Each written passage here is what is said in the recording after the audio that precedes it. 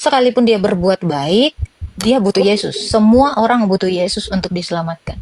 Karena orang baik itu ketika mati dia nggak bisa bangkit sendiri, betul nggak? Iya kak. Nggak bisa dia keluar dari kuburan, majlep naik ke sorga yang dia buat sendiri. Nggak bisa.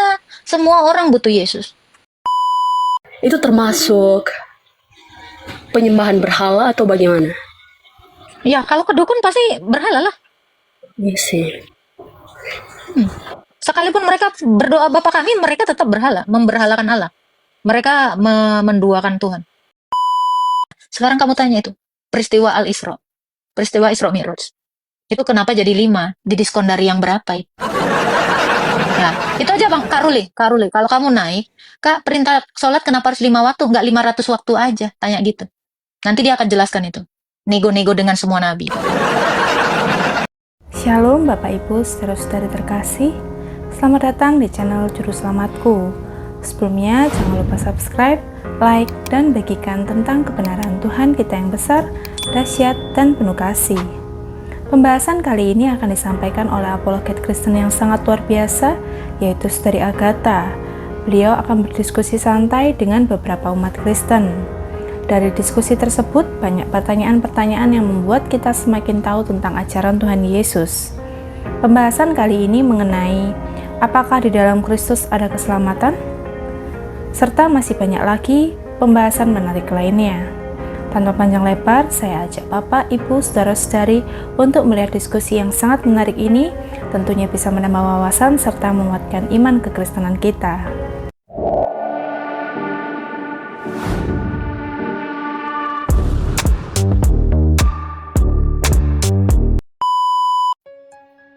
Jangan kakean cocot di sini. Nanti kena mental. Udah tap-tap aja lu daripada kena mental. Ya kan? Halo. Degas. Degas lah. Itulah Degas. Ya, Silakan Degas. halo.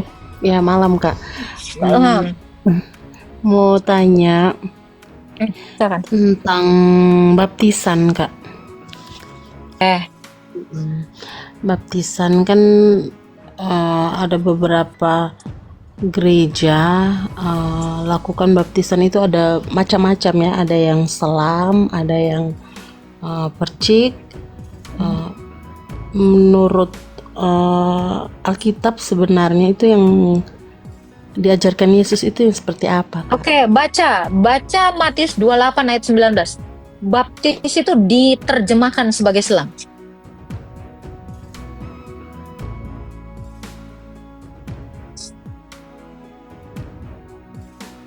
Silakan.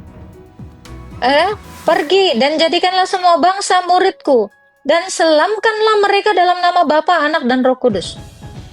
Itu terlalu jelas, nggak ada model-model lain. Gitu Kak. Kak Degas, halo. Ya halo, iya kak. Iya, jadi baptizo itu diterjemahkan. Jadi Iya. seperti apakah baptisan yang diajarkan Yesus? Ya dengan cara dibaptis. Dibaptis artinya diselam. Diselamkan. Iya. Ada lagi Kak Degas? Ada lagi yang mau ditanyakan? Halo, suaranya tidak ada lagi ya?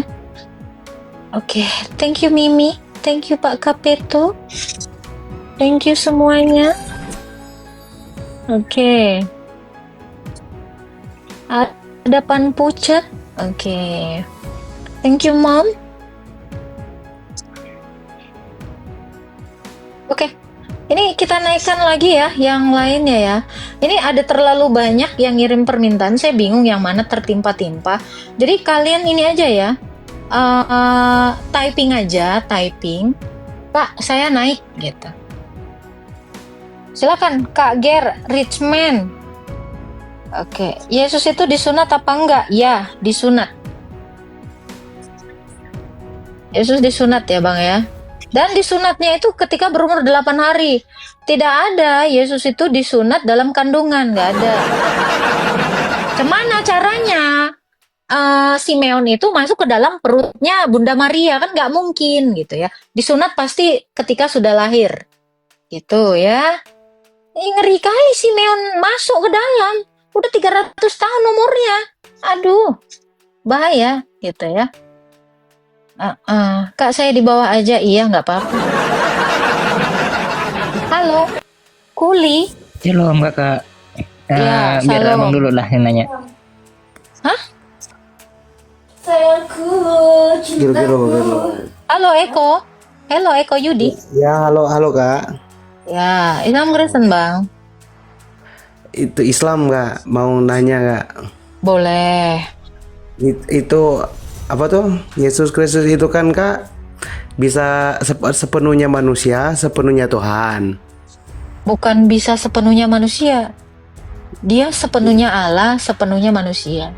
Nah, ya. Terus dia itu nebusnya dosa manusia kan Kak? Enggak, Yesus enggak menebus dosa manusia. Yesus itu mengampuni dosa dunia, Terus yang bukan disalib itu menebus. dia Yang disalib itu itu Yesus, yang disalib Yesus. ya itu tujuannya disalib itu gimana tuh Kak ceritanya? Tujuannya disalib itu menjadi domba, menjadi kurban. Bukan untuk menebus dosa ya Kak ya?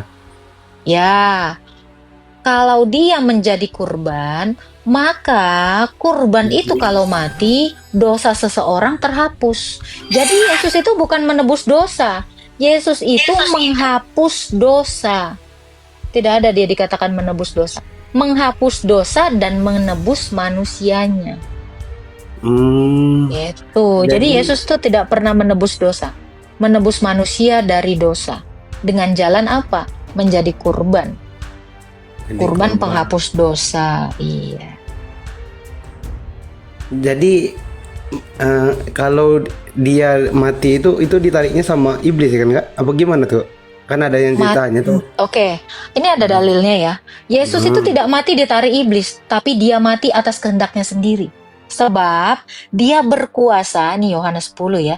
Dia berkuasa menyerahkan nyawanya dan mengambilnya kembali.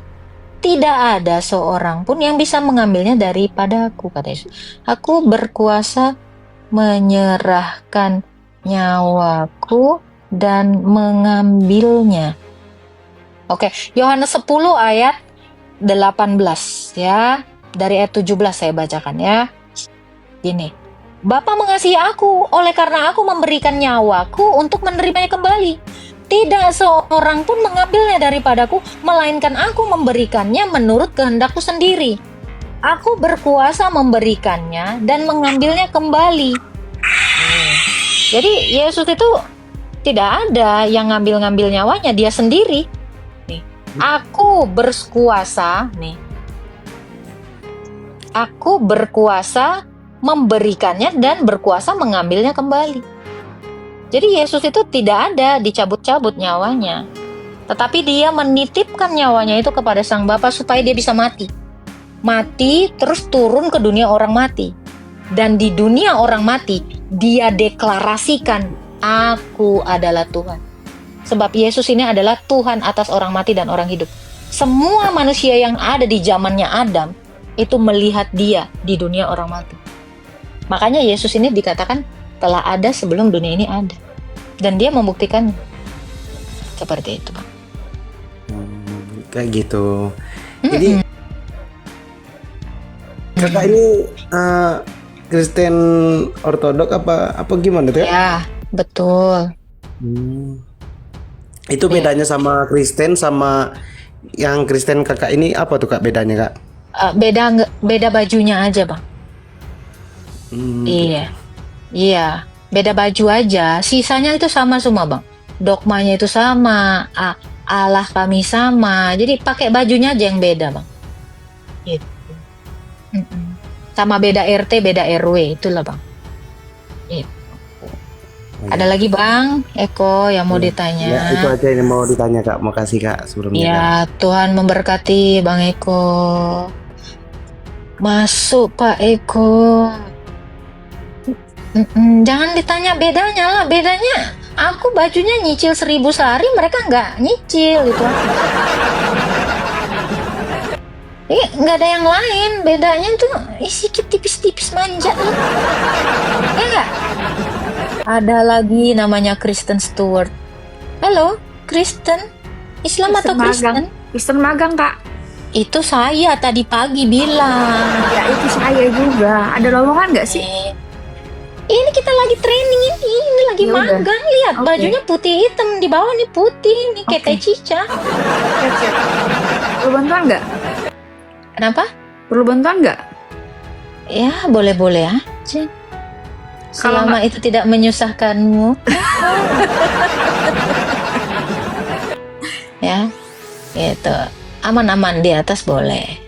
Oke, ya. Nggak sih kalau kakak butuh bantuan buat buka-buka ayat, nggak apa-apa. Iya, tolong bantu saya supaya mengambil kembali uang saya 26 juta Iya, kepada udah. orang Saya turun Indonesia ya. dan kepada orang luar negeri. Saya turun deh. Turun aja deh. Oke. Halo Mimi. Halo, Kak. Ini nggak ada Mimi perih ya, nggak ada perihnya ya. Kak, saya Kristen, tapi Oke. saya ada 2 pertanyaan. Mungkin karena iman saya yang belum ini ya, Kak. Nggak apa-apa. Pertanyaan Begitu saya yang kakak pertama. bilang Kristen aja enak gitu ngedengernya. Coba kalau yang sebelah. Pertama, Kak, saya mau nanya yang kalau misalnya berbuat baik, tapi kalau misalnya ada orang yang dia hatinya baik banget, tapi dia bukan Kristen, itu dia masuk surga nggak, Kak? Enggak, tidak ada ya. Kak Kristen magang boleh dibaca Kisah Para Rasul 4 ayat 12. Siap. Ya, di bawah kolong Para langit Rasul ini ayat 12. Siap. Ya, Kak, ya. Kisah Para Rasul 4 ayat 12. Dan keselamatan tidak ada di dalam siapapun juga selain di dalam Dia, sebab di bawah kolong langit ini tidak ada nama lain yang diberikan kepada manusia yang olehnya kita dapat diselamatkan. Nah, itu sekalipun dia berbuat baik, dia butuh Yesus. Semua orang butuh Yesus untuk diselamatkan. Karena orang baik itu ketika mati dia nggak bisa bangkit sendiri, betul nggak? Iya, Kak. Nggak bisa dia keluar dari kuburan, majlep naik ke sorga yang dia buat sendiri. Nggak bisa. Semua orang butuh Yesus. Tanpa Yesus, itu tadi ayatnya ya, di luar dari Kristus itu tidak ada keselamatan. Lalu apa kabar nasib mereka Kak nanti? Roma 2 ayat 14 sampai 16. Mereka akan dihakimi menurut hati nurani mereka sendiri. Baca. Gitu. Boleh Kak, boleh. Berfungsi juga kan ya. Oke, Iya. Roma 2 ayat 14 sampai 16 ya. Apabila bangsa-bangsa lain yang tidak memiliki hukum Taurat oleh dorongan diri sendiri melakukan apa yang dituntut hukum Taurat, maka walaupun mereka tidak memiliki hukum Taurat, mereka menjadi hukum Taurat bagi diri mereka sendiri. Sebab dengan itu mereka menunjukkan bahwa isi hukum Taurat ada tertulis di dalam hati mereka, dan suara hati mereka turut bersaksi dan pikiran mereka saling menuduh dan atau saling membela. Satu ayat lagi. Hal Satu ayat itu lagi. akan nampak pada hari bila mana Allah sesuai dengan Injil yang kuberitakan akan menghakimi segala sesuatu yang tersembunyi dalam hati manusia oleh Kristus Yesus. Nah, jadi nanti Yesus itu akan menghakimi mereka semua. Seperti apa standarnya? Standarnya berbeda dengan orang yang sudah mengenal Taurat. Kalau orang yang belum mengenal Taurat, maka hak prerogatif Allah dalam menghakimi mereka berbeda dengan kita. Sebab di dalam Lukas dikatakan, banyak tahu, banyak dipukul. Sedikit tahu, sedikit dipukul. Jadi untuk mereka itu, hukumannya mungkin tidak sekeras orang Kristen yang sudah tahu perintah Tuhan, tapi masih melawan. Kayak gitu, Mimi. Jadi sekalipun mereka baik, mereka tidak bisa bangkit sendiri. Mereka tidak bisa naik ke surga sendiri. Mereka semua butuh Yesus, seperti itu. Baik, Kak. Ada lagi? Satu lagi, ya. Kak. Oke, silakan. Kan dari kita lahir, Tuhan udah tahu kita mau jadi apa kalau gede gitu. Tahu, betul.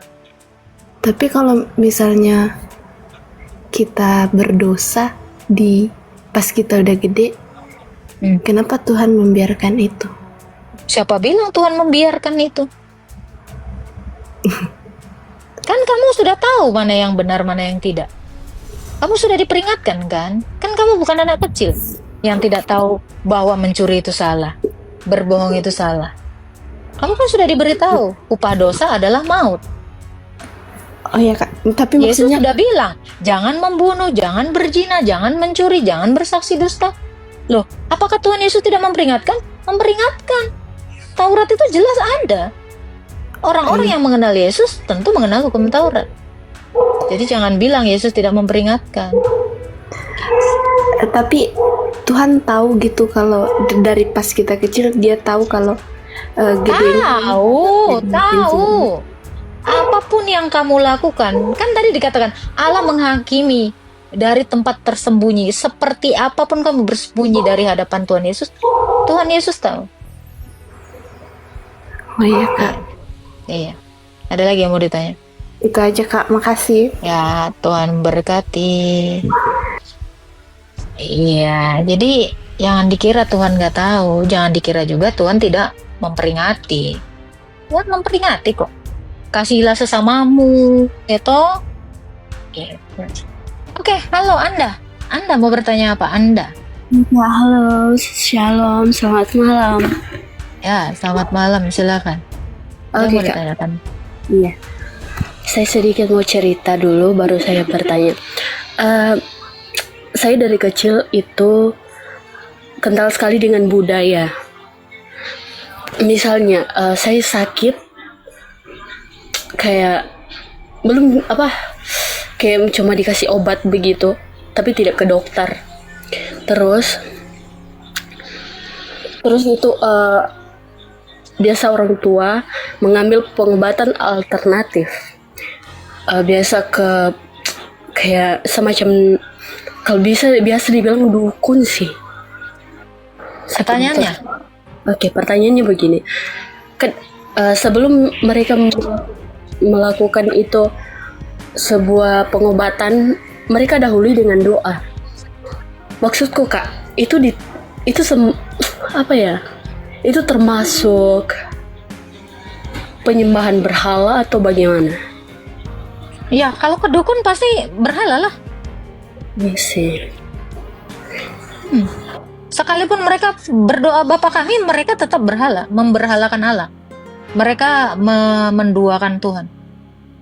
Dan itu salah di hadapan Tuhan. Karena di dalam 10 perintah Tuhan, jangan ada padaku ilah lain. Ya, jangan berdoa kepadanya, jangan menyembahnya, jangan meminta kepadanya. Jadi itu salah. Jangan dilakukan lagi. Iya, soalnya itu kayak sudah menjadi tradisi. Oke, ada lagi yang mau ditanya Kak? Oke, itu saja kak. Oke, makasih. Siap. Jangan dilakukan lagi ya. Siap kak. Oke, Tuhan berkati. Iya, kita tidak boleh ya menduakan Allah. Mau kau bilang pun, aku tetap percaya Tuhan, tapi kau percaya dukun juga. Kau sudah sirik gitu loh. Halo Kak Ana. Tuhan kita Tuhan pencemburu, betul. Halo. Ini ada lagi yang mau bertanya nggak? Ya, kakak tertekan atau mau bertanya? Tertekan. Oke. Tuhan berkati ya Kak Ana ya. Iya. Halo. Nyimak aja di bawah ya. Siap. Halo, CQO07. Halo. Si Nopi kemana dia hilang? Nopi pun kabur. Oten kabur ya. Aduh. Tak kusangka Oten kabur, Kristen magang kabur. Oke. Halo, Jengan. Langsung ngopi dia. Halo, Oten memang gitu. Bahagia kali kau. Mentang-mentang udah minum gula setengah kilo. Halo, Andri. Selamat malam, Makasih ya, Agatha. Bang Shalom. Mokondo. Ya, shalom Pak Andri. Ada yang mau ditanya? Saya hanya sekedar bertanya aja kok. Ada yang menjadi pikiran sekarang sampai saat ini, kita sebagai umat Kristen, kalau ditanya Tuhan, dan dia manusia. Itu di ayat berapa itu tertulis itu, Agatha? Kolose 2 ayat 9, Pak. Kolose 2 ayat 9. Iya, di dalam jasmaninya Ya, oke, berdiam bisa seluruh paham. kepenuhan keilahian. Yang saya maksud gini, sebagai dia Tuhan dan dia sebagai manusia. Kayak Kisah Para Rasul 2 ayat 36. Manusianya dia itu berapa persen? Tuhannya dia ada di Allah di dalam diri dia itu udah berapa Sepenuhnya persen? Allah, sepenuhnya manusia. Tidak ada persentase sebab Tuhan kita bukan bilangan. Oke. Jadi jangan saya menyebutkan persentase di dalam pribadi Allah. Ya, artinya Ya. begini, yang namanya saya bertanya, Agatha, lu jangan terlalu Siap. ngegas. Iya, ini agak-agak merah. Ada ayat gini. Cuman saya kurang persis. Ya udahlah Pak, next lah. Udah nanya, pertanyaanmu pun ngadi-ngadi. Ya, saya kesel loh orang kalau ditanya berapa persen. Kok kira aku manusia berapa persen? Sisanya setan gitu.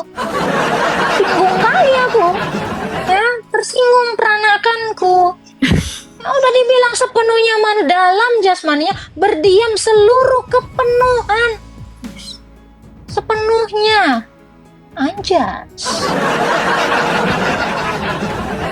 Ya, jangan gitu dong. Udah tahu nih, hostnya ini udah kebanyakan makan gula. Udah ngadi-ngadi. Bu kalau punya murid begitu juga sikat. Pakai acara miring dikit. Oke, Kristen magang, matikan mic-nya. Apa-apaan lu? Biarin dong. Aduh, yang namanya siapa, yang kena siapa. Aduh. Halo? Halo? Silakan Kak Eca. Capek deh. Krislam itu Kak. Pula modelan Krislam. Abdul Wafi mengikuti host. Abdul Wafi mengikuti host. Halo Kandar 2. Ini Nandar 2. Halo Kandar 2. Ini bukan Nandar ya. Kak Nopi coba baca dulu Kak Nopi. Nandar apa Kandar? Apa dia? Aduh Mas Bram. Gimana ini Mas Bram? Oke, kita naikkan lagi. Gula, oi gula. Iya dong, kebanyakan gula lu pada. Nanya sampai gak kira-kira berapa persen. Halo? Dwijo Suna. Halo Dwijo Suna. Yesus sunat. Iya. Yesus sunat. Oten kok nggak sunat lah. Situ sunat ngikut siapa? Mutiara, saya tanya nih. Ada yang sunat di dalam kandungan, kenapa lu pada kagak sunat di dalam kandungan semua? Itu pertanyaan saya. Kalau Ibrahim sunatnya pakai kapak, kenapa lu pakai laser? Jangan pakai mantri dong. Gitu. Udah. Ya. Nabi Anda tidak makan jengkol, lu kenapa makan jengkol? Nah, itu. Oke. Shalom Kak Halo. Agatha.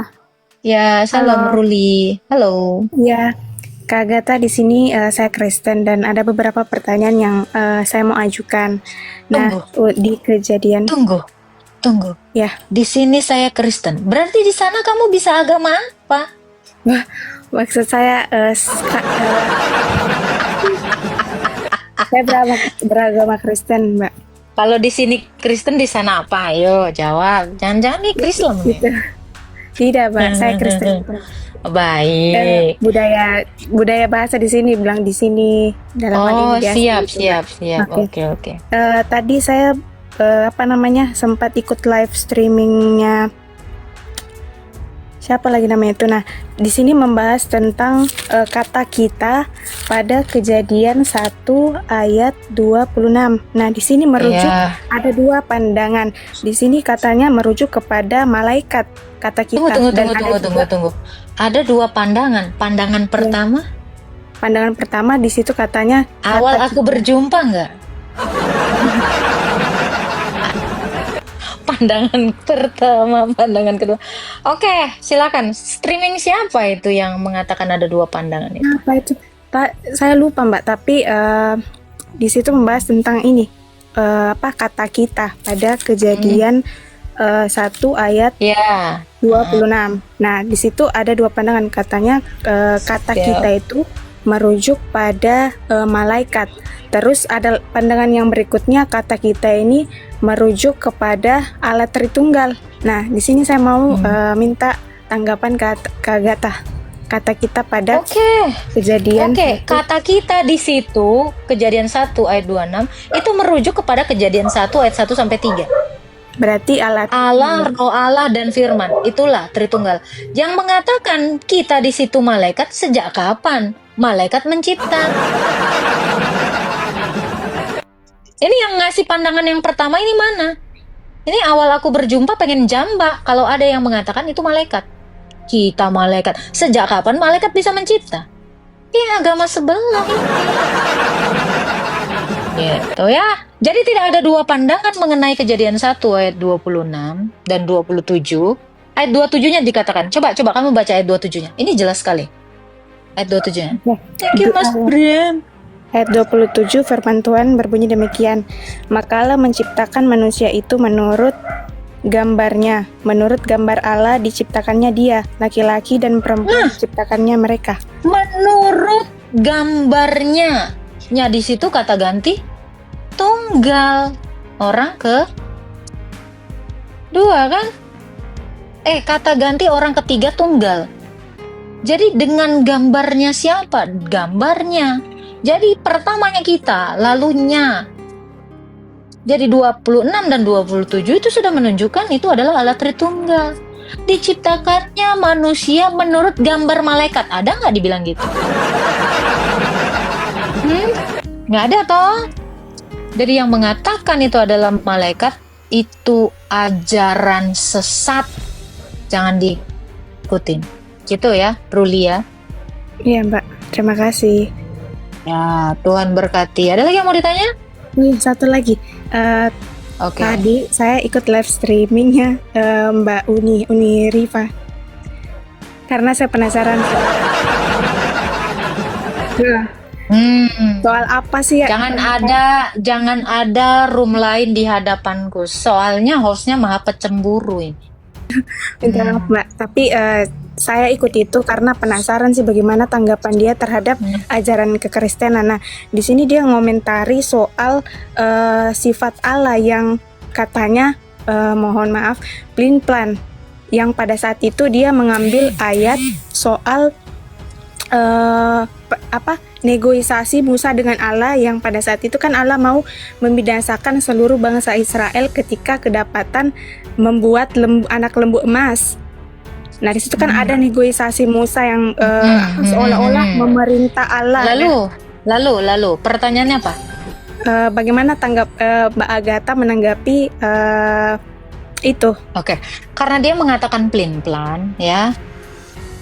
Kamu harusnya naik lagi ke roomnya, ya. Ditetapkannya sholat 5 waktu itu bukannya juga lagi negosiasi ya? Tanyakan aja surah Al-Isra, peristiwa Isra Mi'raj. Kamu tidak perlu menjelaskan itu.